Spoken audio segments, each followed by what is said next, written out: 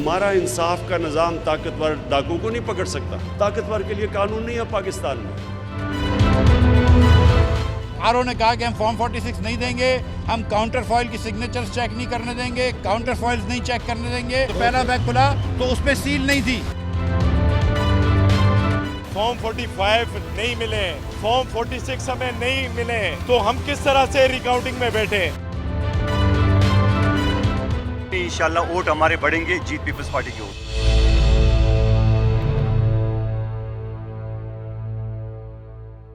ख़वातीज़ात Iftikhar Ahmad Lahore DNA के studio से सलीम बुखारी साहब, अंजुम रशीद साहब और जावेद इकबाल के हमरा आपको खुश आमदीद कहता है। बहुत सी स्टोरियाँ हैं, बहुत सी कहानियाँ हैं, एक दिन गुजरता नहीं और दूसरे दिन के जो दरमियान इतनी सारी बातें हो जाती हैं कि एक प्रोग्राम में उनको कवर करना बहुत मुश्किल है।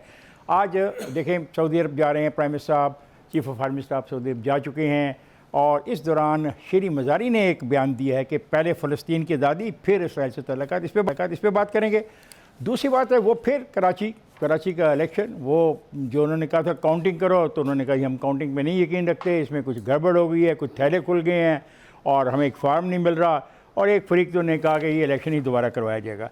और फिर हमारे पास इमरान खान साहब फिर लाहौर आए हुए थे और उन्होंने बहुत अच्छी बातें की कि गरीब तर होता जा रहा है, अमीर तर होता जा रहा है, लूट खाई जा रही है, दो किस्म के यहाँ पे कवानीन हैं, अमीरों के लिए कुछ और है, गरीबों के लिए कुछ और है। तो उनके गरीबों का जो उनके दिल में दर्द और दुख है उसका इजहार वो वक्तन फ़वक्तन करते रहते हैं। और देखने के अमली तौर पे उन्होंने इस सिलसिले में कौन से कवानीन तब्दील किए हैं, क्या क्या किया है, ये आज के मेरे दोस्त जो बैठे हैं बताएंगे।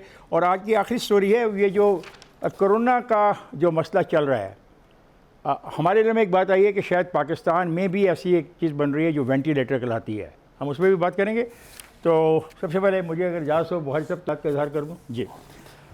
शेरी मज़ारी ने कहा एक बयान में उन्होंने कहा कि हम उस वक्त तस्लीम करेंगे इसराइल को जब तक फ़लस्तीनियों को हक़ नहीं मिलता। बड़े मज़े की बात है, इसकी टाइमिंग देखिए ज़रा। चीफ ऑफ आर्मी साहब सऊदी अरब में, वज़ीर-ए-आज़म साहब सऊदी अरब जा रहे हैं। सऊदी अरब की ख्वाहिश है किसी तौर पे इसराइल को तस्लीम करने की, उस ख्वाहिश को उन्होंने छुपा के नहीं कहा, सब पब्लिकली सब दुनिया जानती है। और उस वक्त मौके पे शेरी मज़ारी का ये बयान, क्या शेरी मज़ारी को पता था कि कुछ दबाव ऐसा है जो उनके प्राइम मिनिस्टर पे भी है? क्या प्राइम मिनिस्टर उसी दबाव के तहत वहाँ जा रहे हैं? मैं इस पर कुछ कमेंट नहीं कर सकता, मैं तो शेरी मज़ारी के बयान के हवाले से बात कर रहा हूँ। ठीक है, अच्छी बात है अगर डट गया पाकिस्तान एक और मसले पे, बड़ी खुशी की बात है। लेकिन ये अजीब बात नहीं है कि chief of the army staff of the prime minister एक ही वक्त में वहाँ पे हों। अभी प्राइम मिनिस्टर के एक मुशीर ने कहा कि हम तो वहाँ पे जा रहे हैं पैसे लेने के लिए, वो दरख्तों का जो हमारा प्रोजेक्ट है उसके लिए हम पैसे लेंगे। जी बुखारी साहब, ये दरख्तों के प्रोजेक्ट के लिए पैसे लेने गए हैं? बहुत शुक्रिया आपका। हाँ साहब, गुजारिश ये है, आपने सबसे जो बारीक वारदात फरमाई है ना, और जो मैं समझता हूँ आज का मेन टॉपिक होना चाहिए, वो ये है कि इमरान खान के दौरे से पहले chief of army staff already वहाँ मौजूद हैं। ज़ाहिर है वहाँ पर आप अफ्तारी के लिए तो नहीं गए ना, लोगों से मुज़ाकरात हुए होंगे, आपकी बातचीत हुई होगी, तो एक टोन सेट हो गई होगी इससे पहले कि इमरान खान साहब वहाँ की क़यादत के साथ बैठ के कोई भी फ़ैसले करें। एक बात। दूसरी बात यह है कि इसके बारे में किसी को इबाम नहीं कि सऊदी अरब वो मुल्क है जो इसराइल को तस्लीम करवाने का लंबरदार है। उसने अब तक UAE से, कुवैत से करवा लिया हुआ तस्लीम। जो मुल्क पहले कभी इसके ऊपर गुफ्तगू करने के लिए तैयार नहीं होते थे। इसी तरह से ये प्रेशर हमारे ऊपर भी है कि हम भी उस लिस्ट में शामिल हो जाएं। हमारे यहाँ एक तो ग्रास रूट लेवल पर अवामी सतह के ऊपर इसकी बहुत रेजिस्टेंस है, और दूसरी बात यह कि जो शेरी मज़ारी का बयान रेफ़र किया खान साहब ने, मैं ये समझता हूँ कि वो अवाम की जो उमंगें जिसको हम कहते हैं ना, the expression of the people, उसकी स्पिरिट में है कि कभी हो नहीं सकता कि जब तक फ़लस्तीन की रियासत कायम ना हो जाए हम इसको तस्लीम कर लें। ये मैं समझता हूँ कि एक नेशनलिस्टिक स्टांस है और कोई इसमें शुबा नहीं है। अभी तो यहाँ मुतालबा ये भी आ रहा है कि जिस तरह कश्मीर कमेटी आपने बनाई है, इस तरह फ़लस्तीनियन कमेटी भी बनाए, एक पैलेस्टाइन कमेटी, वो भी मेरे ख्याल से बन जाएगी। ऑल सेड एंड डन, इस खित्ते में यकीनी तौर पर आने वाले वक्त में बहुत सा कुछ तब्दील होने वाला है। अब कैसे इमरान खान साहब इस प्रेशर को रेजिस्ट करेंगे, कैसे इससे निकलेंगे, ये अब उनकी सफारतकारी पर और उनकी स्टेटमेंटशिप के ऊपर मुनहसर है। Last but not the least, में आखिरी बात ख़त्म कर लूँ। दूसरी बात यह है कि जो मुज़ाकरात होने जा रहे हैं, जैसा मैंने कहा कि आर्मी चीफ भी उसका हिस्सा होंगे, तो ये एक स्ट्रेटजिक डायलॉग होने जा रहा है। इसको अंडरमाइन नहीं कर सकते हम, ये सिर्फ पैसे लेने के लिए नहीं है। नहीं नहीं, बात यह है जो खान साहब ने बात की ना, इसकी टाइमिंग इसलिए इसमें इम्पॉर्टेंट है कि अगर हम पिछले 3, 4, 5 साल देखें 2015 से लेके आज तक, तो हमारे रिलेशन सऊदी अरब के साथ ऊपर नीचे होते गए।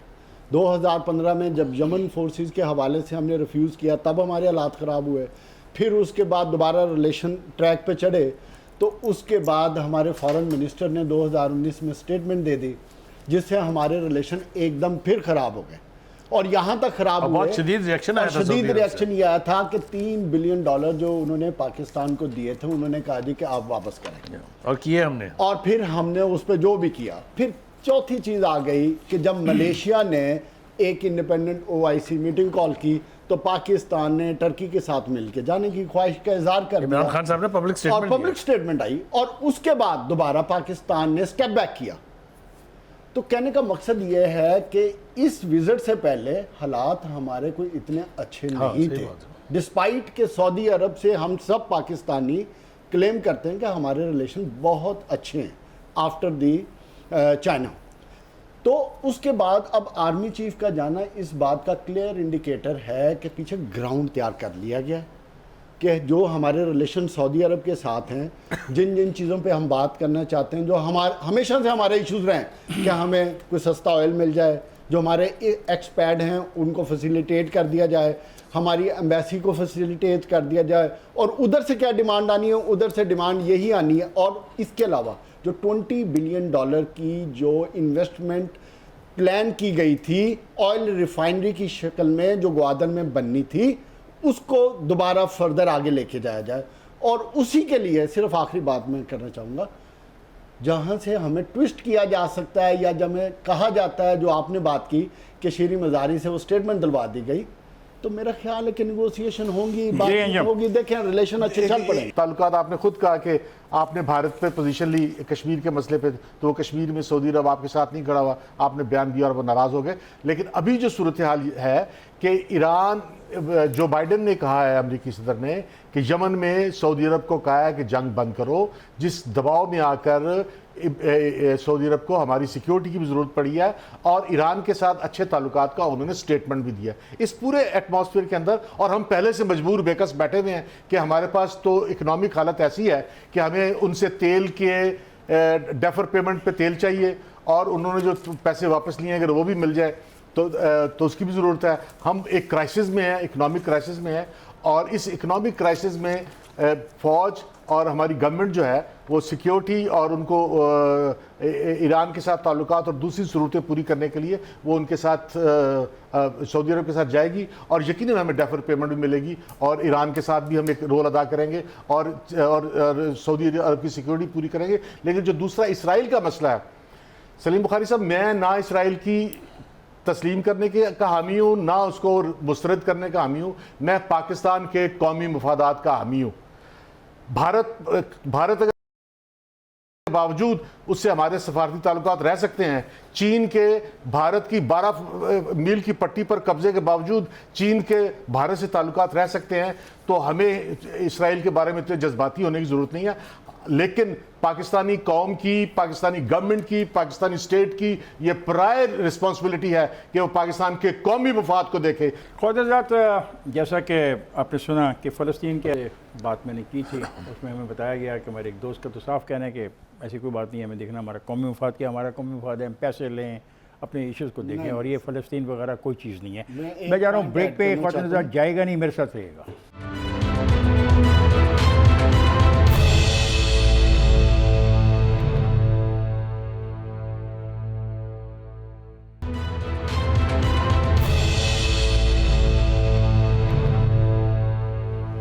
ख्वाजात, कराची का इंतखाब मेरा ख्याल है सुर्खियों में रहेगा, बहुत अरसा रहेगा, पता नहीं नेक्स्ट इलेक्शन तक रहे।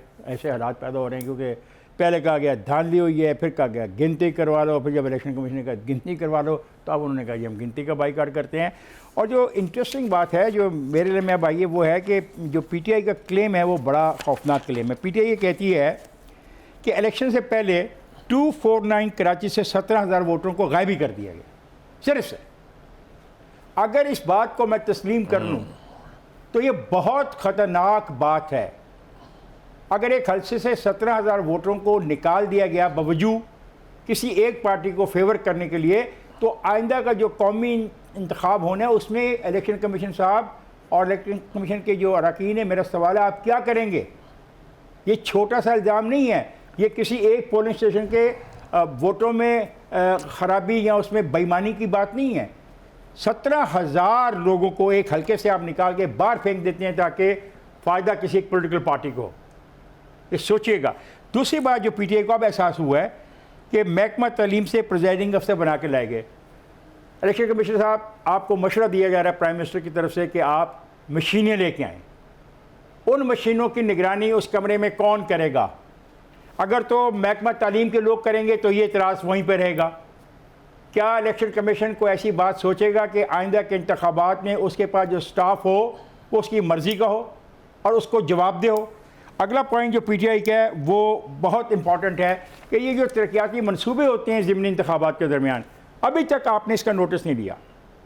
और मैं बतौर पाकिस्तानी शहरी के ये मुतालबा करने का हक़ रखता हूँ कि जब एक दफ़ा अनाउंसमेंट हो जाए कि इलेक्शन का शेड्यूल जारी हो गया, तो उसके बाद किसी किस्म की कोई तरक्याती स्कीम वहाँ पे मुकम्मल करना बिल्कुल एक ज़्यादती है और धांधली है। और मैं समझता हूँ कि जो उनका मुतालबा है जायज़ है। और अब इसका नतीजा क्या निकलेगा? अब तो वो कह रहे हैं नए इलेक्शन कराओ। बुखारी साहब, अगर हम नए इलेक्शन में जाते हैं तो क्या सूरत होगी? देखिए, बहुत सारे अहम पॉइंट्स की तो आपने निशानदेही कर दी है। दो हवाले से ये इलेक्शन बहुत इंपॉर्टेंट है। एक तो ये कि जो सिटिंग गवर्नमेंट थी उनकी तरफ से अब मुतालबा ये आया सामने कि यहाँ दोबारा नए सिरे से इलेक्शन कराया जाए, जबकि जो बाकी पार्टियाँ थी वो चाह रही थी कि यहाँ पर गिनती दोबारा हो जाए। गिनती दोबारा होने का जब अमल शुरू हुआ तो उसके अंदर उन पार्टियों की इतनी रिजर्वेशंस हैं कि उन्होंने बाइकआउट कर दिया उसका कि आप इसका हिस्सा बनने के लिए तैयार नहीं है। और उसकी बेपना रीज़न भी दी। कहीं वो कह रहे हैं कि जिन वोटों के ऊपर कुछ नहीं लिखा हुआ उनको काउंट कर लिया गया है। क्यों काउंट कर लिया गया है? कुछ की काउंटर फाइल्स नहीं है, कुछ के ऊपर दस्तखत नहीं है, वगैरह वगैरह। बहुत सारे संगीन इल्ज़ामात हैं। मेरे ख्याल से ये इलेक्शन कमीशन का इम्तिहान है। जैसा सवाल इन्होंने उठाया कि अगर आपका ये हाल है कि एक कॉन्स्टिट्यूंसी से आपने 17,000 वोट निकाल दिए हैं, एक बाई इलेक्शन आप करवा नहीं पाए हैं ढंग से, तो नेशनल इलेक्शन या जनरल इलेक्शन जो है उसकी क्या तवक्कात रखी जा सकती हैं आपसे कि आप करेंगे? और ख़ास तौर से अगर प्राइम मिनिस्टर साहब का एम्बिशन पूरा हो जाता है कि वोटिंग मशीन्स आ जाती हैं, तो वो एक नया सिलसिला होगा, उसका किसी का को एक्सपीरियंस नहीं है, तो उसमें तो और ज़्यादा गुंजाइश जो है वो मौजूद रहेगी। मेरे ख्याल से अभी इलेक्शन कमीशन के ऊपर ये जिम्मेदारी है कि वो तमाम पार्टियों के एतराज़ात को सामने रख के, क्योंकि अब सिर्फ एक पार्टी है जो मुतालबा नहीं कर रही कि इलेक्शन दोबारा कराया जाए, वो है पीपल्स पार्टी। और उसकी बड़ी वजह यह है कि वो खुद बेनिफिशरी है इसके, क्योंकि उनका कैंडिडेट जीता हुआ है। लेकिन इलेक्शन कमीशन की क्रेडिबिलिटी और उसका शफाफ किरदार किसी भी इलेक्शन के लिए बहुत ज़रूरी है। और जैसा उन्होंने कहा खान साहब ने कि अगर ये मामला हल ना हुआ तो ये काफ़ी देर तक हेडलाइनों भी रहेगा और शायद अगले इलेक्शन तक रहेगा। बुखारी साहब, बात यह है कि अगर हम डस्के का इलेक्शन लें और कराची का इलेक्शन लें तो देखने की चीज़ यह है कि इलेक्शन कमीशन कम्प्लीटली एक्सपोज हो गया है। उसकी इनकॉम्पिटेंसी नज़र आ गई है। कभी वो टाइम पे रिज़ल्ट नहीं देते, कभी 17,000 वोट गायब हो जाते हैं, निकाल दिए जाते हैं और उनको पता नहीं चलता। कभी वो अपनी इलेक्शन कमीशन की जो आप बात कर रहे थे कि ये एक स्टैंडिंग पॉलिसी है कि जब इलेक्शन अनाउंस हो जाता है तो उस इलाके में कोई तरक्याती बजट नहीं इस्तेमाल किया जाता। तो प्री पोल रिगिंग को इंश्योर करने में फेल हो गया, कभी वो अपने थैलों पे प्रॉपरली स्टैंप करने में फेल हो गया, कभी फॉर्म 46 प्रॉपरली इंडोर्स कराने से लेके डिलीवर करने तक फेल हो गया, और कभी वो प्रिजाइडिंग ऑफिसर्स की अपॉइंटमेंट तक करने में फेल हो गया। सो इन अदर वर्ड्स, इन दो इलेक्शन, ये वही इलेक्शन कमीशन है जो सारा के इलेक्शन कराए जी। अच्छा। तो ये वही इलेक्शन कमीशन है, लेकिन कहने का मकसद लेकिन क्या ये है? जावेद, ऐसा तो नहीं है तो प्राइम मिनिस्टर की तरह मुतालबा कर रहे हो कि सारे के सारे ना, मेरा मुतालबा बड़ा सिंपल है। मैं मैं आगे जाने की बात करूंगा, मैं पीछे नहीं देखना चाहता कि जो गलतियां हैं, जो कोताहियां हैं, जो कमजोरियां हैं, जो इनकॉम्पिटेंसीज हैं या जिसमें निग्लिजेंस है आपकी, तो खुदा का वास्ता अब खत्म करते हैं। अब तमाम पार्टीज को चाहिए उनको लेके बैठें, चाहे पार्लियामेंट के प्लेटफॉर्म पे बैठें, चाहे आउटसाइड दी प्लेटफॉर्म पार्लियामेंट से बैठ के जो इलेक्शन कमीशन की रिफॉर्म्स की बात हो रही है उस पे काम किया जाए ताकि 2023 के इलेक्शन को इज्जत और एहतराम के साथ हम कर सकें। अच्छा, बात ये है कि दोस्त इतने जज्बाती हो गए हैं कि माहौल इतना गर्म नहीं है, बहुत सादा सी सूरत हाल है। आपको ये पता होना चाहिए कि मिफ्ता इस्माइल ने भी दोबारा गिनती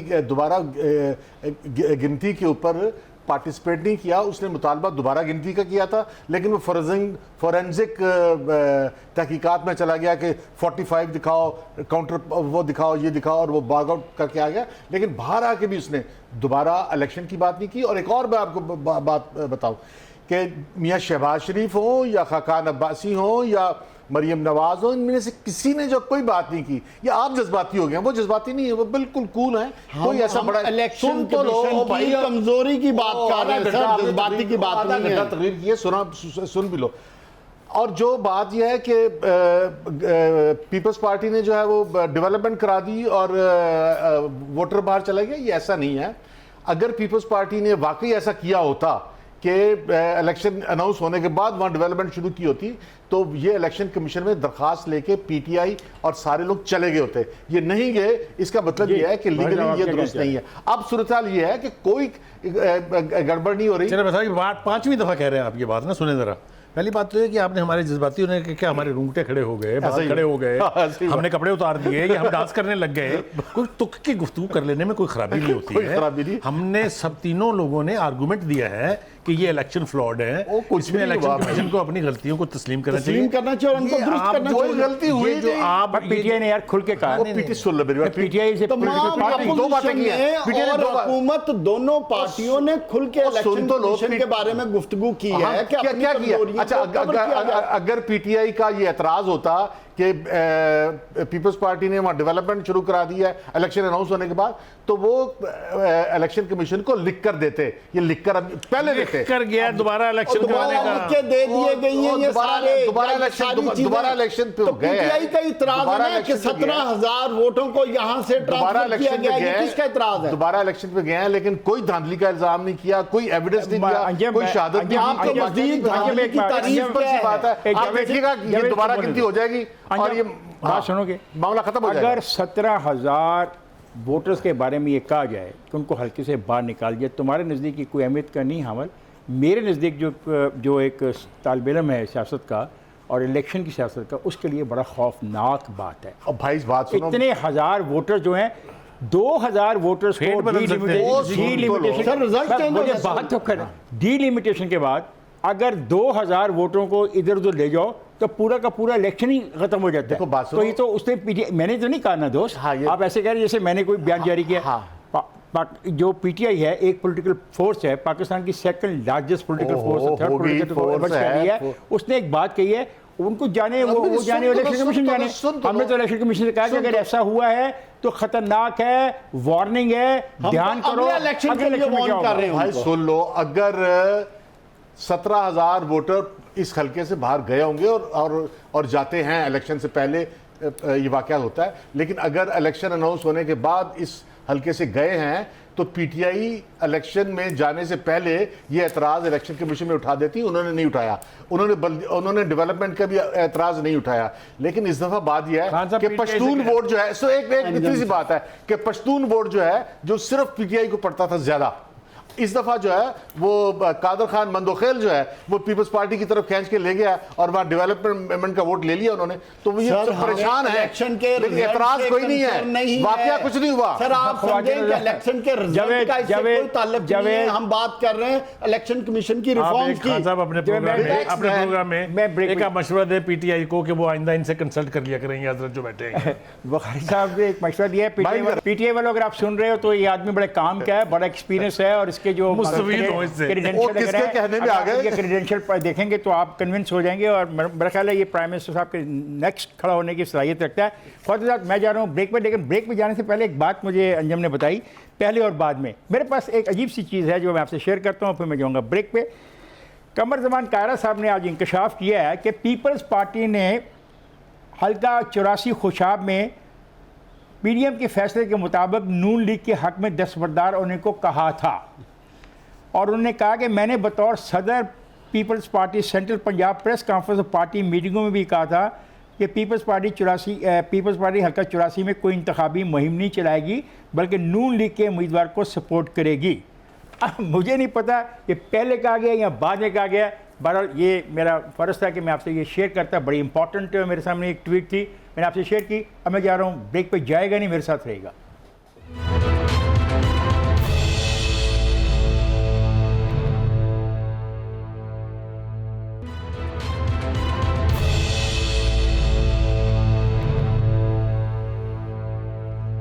वेलकम बैक ख्वातीन हज़रात। वज़ीर-ए-आज़म पाकिस्तान इमरान खान साहब आज लाहौर में थे और उनने बहुत बुनियादी बातें की हैं। बस का तो मुझे महसूस होता है कि वो मेरे दिल की बात कह रहे हैं। तो मेरा ख्याल है कि वो जो ये दिल की बात कह रहे हैं, ये 96 से कहे आ रहे हैं और अभी तक वो प्राइम मिनिस्टर हैं और उनको समझ नहीं आ रही कि जो दिल की बात है उस पर अमल कैसे करवाना है। अब हालांकि अमल करवाने के तमाम तर अख्तियारात उनके पास हैं। पंजाब में उनकी हुकूमत है, खैबर पख्तूनख्वा में उनकी हुकूमत है, बलूचिस्तान में एक ऐसी हुकूमत है जो उन्हीं के साथ है। तो फिर रुकावट कहाँ आ रही है? जिस इंसाफ की वो तवक्को करते हैं गरीब के लिए, वो कैसे मिलेगा गरीब को? मैंने देना है या इस टेबल पे बैठे हुए इन 4 लोगों ने देना है? ऐसा नहीं है। ये उनको कानून को देखना होगा। जिन कवानीन को वो समझते हैं रिप्रेसिव लॉज हैं, जिन कवानीन की बिना पे गरीब आदमी को इंसाफ नहीं मिल सकता और उसको जेल में ज़्यादा अरसा रहना पड़ता है और अमीर जो है वो जेल में कभी कभार जाता है, तो उन कवानीन पे गौर करें ना, उन पे बात करें। और उसके लिए जो पाकिस्तान के जितने भी दानिशवर हैं, जितनी पॉलिटिकल पार्टीज हैं, जितने लोग हैं, आप उनसे कंसल्टेशन करें, उनसे इंटरेक्ट करें। मैं ये कह देना कि जी वो जो NRO को लेना चाह रहा है, कोई इकट्ठा हो गया, इस तरीके से बात नहीं बनेगी। अब आपने एक बात और कही, आपने कहा कि मैं अपना लाहौर में इसलिए नहीं मकान बना रहा, मैं समझता हूँ गरीबों को मकान मिलने चाहिए, बड़ी अच्छी बात है। लेकिन उसके साथ ही आपने कब्ज़ा ग्रुपों को भी घेर दिया, जो आपको मुझे समझ नहीं आती आपसे क्या कहा जाए क्या ना कहा जाए। तो सीख लें सर, हर चीज़ हर वक्त नहीं होती। आपने पिछले दिनों वो जो एम्बेसडर्स हैं उनको बिठा के जो उनको सुना दी, उसमें आपकी बात में वज़न है कि हमारे सफ़ीर वो नहीं करते उस तरीके से खिदमत अवाम की जिस तरह करनी चाहिए। मगर ये कभी मंजर आम पर नहीं आता। हाँ जनाब, बिल्कुल, जिस तरह बुखारी साहब ने कहा, ये मंजर आम पे नहीं बात नहीं है। फिर वो क्या तवक्को करते हैं आप उनसे कि वो क्या परफॉर्म, क्या फेस लेके वापस जाएंगे वो उस कंट्री में जिनकी यहाँ पर बैशिंग हुई है। आपको कितना अफसोस है। नहीं अंजुम साहब देखिए, हर चीज़ का एक असूल है। वो जो असूल है, आप उस अगर एक एम्बेसडर परफॉर्म नहीं कर रहा उसको रिकॉल कर लें। ओए अवाम की एहतराम ज़्यादा ज़रूरी है, अवाम के मसाइल। पॉइंट मैंने रेज किया, let me wind up the point. मेरा ये ख्याल है कि आप सब कुछ सोच समझ के, ये सारी जज्बाती बातें सोच समझ के कर रहे हैं और आपका मकसद है आने वाले दिनों में अपने लिए एक और फ़िज़ा पैदा करना। और इसमें बड़ी अच्छी बात है, आप ब्यूरोक्रेट्स की बेइज्जती करवाएं, गुड, लोग आपको तालियां बजाएंगे।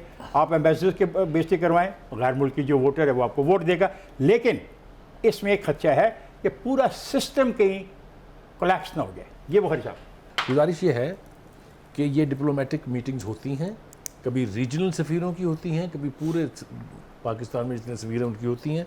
ये डिप्लोमेटिक कन्वर्सेशन जो है कभी पब्लिक नहीं होती, इसलिए कि उन एम्बेसडर ने वापस जाके उन मुल्कों के अंदर फिर काम करना होता है। यानी जो जहाँ बहुत ज़्यादा हैकी बहकी होती है, जैसे सऊदी अरब में हुआ, तो उसको रिकॉल कर लिया गया। ये ऑप्शन प्राइम मिनिस्टर के पास मौजूद है। लेकिन ये जो सोशल मीडिया है बड़ी जालिम चीज़ है, और ख़ास तौर से PTI का सोशल मीडिया जो है, जो हर प्राइम मिनिस्टर साहब की फरमाई हुई बात को पब्लिक कर देता है।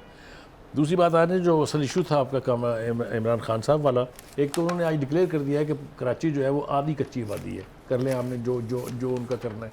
फैक्ट है ये। चलिए, आप कराची के रहने वाले आपको Yes. ये कहते हुए 10 दफ़ा सोचना चाहिए, बल्कि आधी से ज़्यादा ही होगी। चलिए आप साबित कीजिएगा ना, आधी से भी ज़्यादा नहीं, सारा कराची कच्ची आबादी है। ये तो आपका हुस्न ज़न है, आप जिसको जो मर्जी बना लें, आपकी मर्जी है।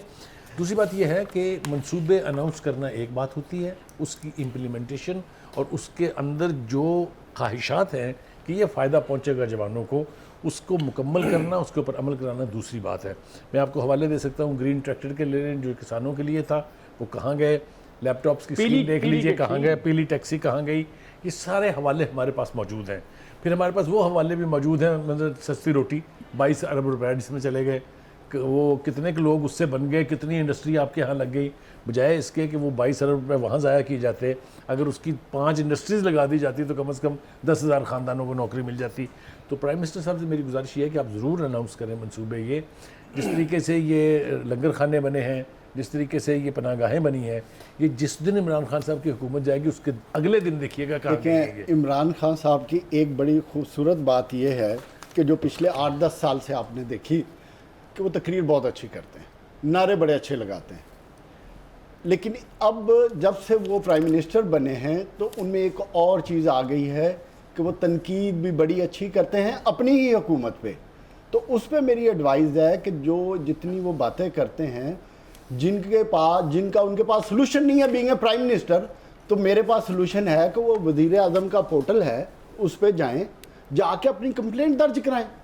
अगर उनको कंप्लेंट है कि ब्यूरोक्रेसी काम नहीं कर रही, फॉरेन ऑफिस काम नहीं कर रहा, और उनको ये नहीं पता कि जो फॉरेन ऑफिस को जब आपने गुफ्तगू या एडवाइस या उनको तनकीद करनी है तो उनकी पब्लिक ह्यूमिलेशन नहीं की जाती। उन्होंने अपने अपने मुल्कों में जाकर उधर के एक्सपर्ट्स को फैसिलिटेट करना होता है, उनको लुक आफ्टर करना होता है, और फॉरेन एम्बेसीज में और डिप्लोमेट्स के साथ मुलाकातें करनी होती हैं, तो उनको ह्यूमिलेट नहीं किया जाता। और इसके अलावा जहाँ तक बात है कि आप डेवलपमेंट करना चाहते हैं, अपोजिशन को आप उल्टा लटकाना चाहते हैं, बिल्कुल लटकाएं, पूरा पाकिस्तान आपके साथ है, लेकिन खुदारा अब 2.5 साल गुजर गए, अब अमली इक़दाम करें। आपने एक अरस्तू इधर बैठाया हुआ है, कुछ 6-7 किस्म के आइंस्टाइन आप लेके उधर बैठे हुए, अब उनसे खुदा का वास्ता काम लें ताकि मुल्क आगे जाए, तरक्की करे। जिन गरीबों की दर्द की बात करते हैं उनको थोड़ी सी रिलीफ मिले और गुर्बत कम हो। यार 2 चीज़ें हैं, हाँ। एक तो उनका लाहौर का दौरा और वो छोटे घरों का उन्होंने इफ्ताह किया, और उसके साथ हमने बीच में ये बात कर दी अच्छा सफीरों। हाँ, पहले सफीरों वाली बात मैं कर लेता हूँ कि इसमें कोई शक नहीं कि जो स्टेट के मुलाजिम होते हैं वो उनकी बुनियाद पे स्टेट चल रही होती है, और उनको भी इम्पार्शनल और एफिशिएंट होना चाहिए और क्वालिफाइड होना चाहिए। लेकिन और अगर इनसे बात होनी चाहिए थी तो पब्लिकली नहीं होनी चाहिए थी। लेकिन पिछले दिनों सऊदी अरब के अंदर सलीम बुखारी साहब, यूए के अंदर, कुवैत के अंदर आपके लोअर तबका है, और लोअर तबके के साथ आपके सफारत खाने ने बड़ा हद तक आमेज सलूक किया है। और मैंने ऐसी सोशल मीडिया के ऊपर ऐसी क्लिप्स चले हैं कि वहाँ के लोग रोते रहे हैं कि उनको बाहर नहीं जाने दिया जा रहा, उनको अकामा नहीं दिया जा रहा, फलाना नहीं किया जा रहा, उनकी ज़िंदगी के दिन तंग हो गए। और इस करबनाक इसके अंदर जो है वो सफारत खाने जाते हैं तो आगे वो बंदा नहीं मिलता। अब इस पूरी सूरत हाल के अंदर जो उनका दर्द था, इमरान खान ने उस दर्द को पब्लिकली शेयर किया है। ये उसकी पॉलिटिकल ज़रूरत थी, ये उसके पॉलिटिकल वोट लेने का रीज़न था। लेकिन इसमें आप ठीक कह रहे हैं कि इसको थोड़ा सा बेहतर तरीके से होना चाहिए था। लेकिन ये जो एम्बेसीज ने किया है, ये भी जो है वो काबिल तारीफ नहीं है। एम्बेसीज को खादिम होना चाहिए। दूसरी बात यह है कि अगर इमरान खान बात करता है कि पिसे हुए तबकात की बात करता है, मकान की बात करता है, रोटी की बात करता है, और वो रूल ऑफ लॉ की बात करता है, तो रूल ऑफ लॉ जो है वो आज दुनिया भर में मॉडर्न स्टेट का प्राइम इशू है कि रूल ऑफ लॉ होना चाहिए। पाकिस्तान में रूल ऑफ लॉ नहीं है। आपको पता है कि अदालतों के अंदर और ख़ासतौर पे छोटी अदालतों में और बड़ी अदालतों में तो गरीब आदमी जा ही नहीं सकता, वकील पैसे इतने लेता है। तो जो रूल ऑफ आम आदमी पे जो है कानून में नया कानून बनाने की ज़रूरत नहीं है। असल में इस सोसाइटी के अंदर जो कैप्चर किया हुआ है अशराफिया ने, जो अशराफिया का कब्ज़ा है, उसको उससे छुड़ाने की ज़रूरत है। और वो ये है कि इन्होंने गरीब आदमी का यहाँ सांस लेना मुश्किल है, और अगर गरीब आदमी को मकान मिल रहे हैं तो ये भुट्टो ने काम किया था, उसके बाद अगर ये कर रहा है तो ये भी उतना ही अच्छा कर रहा है जितना भुट्टो ने किया था। ख़वातीन, मैं ब्रेक पर जाने से पहले एक बात आपसे शेयर करना चाहता हूँ कि ये जो एम्बेसडर्स का मसला है, इस पर जो रद्द-ए-अमल आया है सफारतकारों से, उसको भी कभी गौर से देखिएगा। और मैं कोई तनकीद नहीं कर रहा प्राइम मिनिस्टर पे।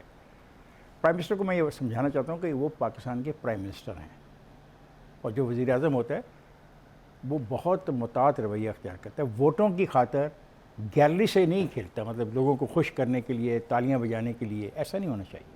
मैं जा रहा हूँ ब्रेक पे, जाएगा नहीं, मेरे साथ रहेगा।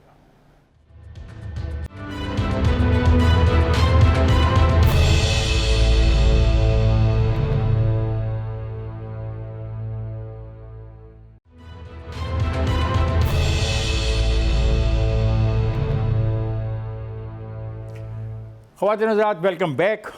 आज की आखिरी स्टोरी कोरोना के हवाले से।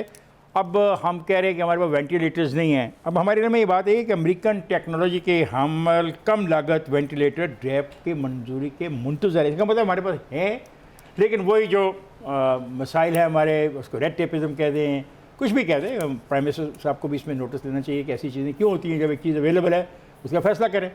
तो जावेद, आपने इस पर काफ़ी काम किया है, तो आप शेयर करेंगे ये मामला है क्या, किस किस्म के वेंटिलेटर हैं और ड्रैप क्यों नहीं इजाज़त दे रहा, क्या ड्रैप को दरख्वास्त दी गई नहीं दी गई, क्या मामला क्या असल में? खान साहब, बात यह है कि पाकिस्तान का जो ऑटोमोबाइल सेक्टर है, उनकी ऑर्गेनाइजेशन है पापाम, उन्होंने खुद ये इनिशिएटिव लिया। अमेरिकन कंपनी है वेट्रॉन, उन्होंने उसके साथ रब्ता किया, क्योंकि ये सारा काम उसी तरीके से करते हैं जिस तरह का वो वेंटिलेटर उधर अमेरिका में चल रहा है। तो उनसे उन्होंने डिज़ाइन लिया, उनसे उन्होंने स्टैंडर्ड क्वालिटीज़ के सारे पैटर्न लिए, पूरी टेक्नोलॉजी उनसे ली और फिर उनसे अप्रूवल ली। अप्रूवल लेने के बाद उन्होंने 6-7 इंडस्ट्रियलिस्ट ने मिलके एज ए सोशल कॉज और सोशल रिस्पॉन्सिबिलिटी क्या कीमत रखी है, वो आइडिया? 5,000, जस्ट 5,000। वही मैं बता रहा हूं आपको कि 5,000 का तो वो जो सिलेंडर है ऑक्सीजन का वो नहीं मिलता।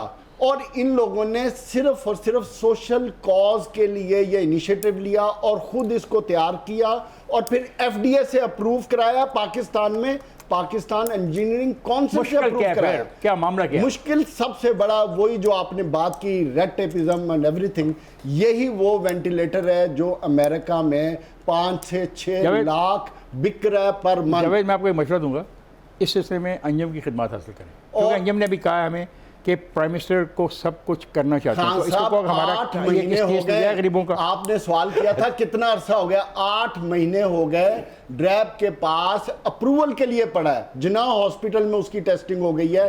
अच्छा, ये जो बात जावेद कर रहे हैं, इसमें मेरे ख्याल आपकी मदद की ज़रूरत है। आप जैसे जो इफेक्टिव जर्नलिस्ट हैं वो इसकी बहुत मदद कर सकते हैं। कोई इसकी मदद करने का मतलब है हम लाखों लोगों की मदद कर रहे हैं। क्या कहते हैं आप? देखिए, इट्स अ वंडरफुल आइडिया कि डिस्पोजेबल वेंटिलेटर है, एक दफ़ा इस्तेमाल होगा और वो ज़ाया हो जाएगा।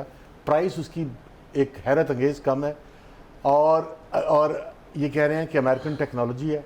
अगर वाकई इतनी सुपीरियर टेक्नोलॉजी है और इतनी कम कीमत है तो ड्रैप को एक स्टेट के रिस्पॉन्सिबल इदारे के तौर पर आगे आना चाहिए, उसको एक्सेप्ट करना चाहिए या उसको रिजेक्ट लिख के करना चाहिए कि इन बुनियादों पे हम इसके, लेकिन ये इसको लेके बैठ जाना, ये इस कौम के साथ ज्यादती है बहुत। साहब, ये तो रेड टेपिज्म ये कि अंजुम ने कहा कि अगर सही है तो करे। असल में रेड टेपिज्म किसी एक हुकूमत का को विरसे में नहीं मिलता। रेड टेपिज्म इस मुल्क में मुसलसल 47 के बाद चला आता है, खा वो आपके एवेक्यू प्रॉपर्टी का मसला हो, कुछ भी हो। असल में खान साहब अप्रोच का फ़र्क है। देखिए, जहाँ इस किस्म का पेंडेमिक हो, जिसको हम सानिहा कह सकते हैं या आफात कह सकते हैं कुदरती, वहाँ पर इस तरह के इनिशिएटिव्स को बहुत अप्रिशिएट किया जाना चाहिए। लेकिन चूँकि ये किसी हुकूमती कारिंदे या किसी हुकूमत के मनपसंद शख्स की ईजाद नहीं है, ना उनके थ्रू ये इंपोर्ट हुआ है, लिहाजा रेड टेपिज्म तो आएगी ही, और ना ये पैसे देना चाहते हैं। और ड्रैप जो है, क्या बातें कर रहे हो यार? ड्रैप जो है पैसे लेके काम होता है मुल्क में। 8 महीने हो गए तो फिर क्यों रुका हुआ ड्रैप है? के हवाले से जो, हालांकि अव्वल तो ये दुआ उनका इशू ही नहीं है, ये तो इंजीनियरिंग काउंसिल ने अगर अप्रूव कर दिया तो दैट शुड बी अप्रूव्ड। ड्रैप हमेशा कीमतों के हवाले से आपने देख लिया क्या तबाही मचाई उन्होंने पाकिस्तान के साथ, और इस तरह के रेड टेपिज्म से और नुकसान होगा। फिर हमने उनकी तारीफ भी की, इजी सॉल्यूशन है। हमने उनकी तारीफ भी पिछले की थी जब उन्होंने कहा कि हम जेनेरिक नेम्स करेंगे। करेक्ट। देखिए, जो गुजारिश ये है कि इतना सस्ता ये ऑप्शन, लोग धड़ाधड़ मर रहे हैं lack of availability of ventilator की वजह से। अगर ये इतना कामयाब सलूशन है या वर्केबल सलूशन है तो इसको तो ऑप्ट करना चाहिए, जल्दी से ड्रैप को रिएक्ट करना चाहिए, इसकी अप्रूवल दे ताकि ये एक आम आदमी को अवेलेबल हो। 5,000 रुपये is a cost that anybody can pay.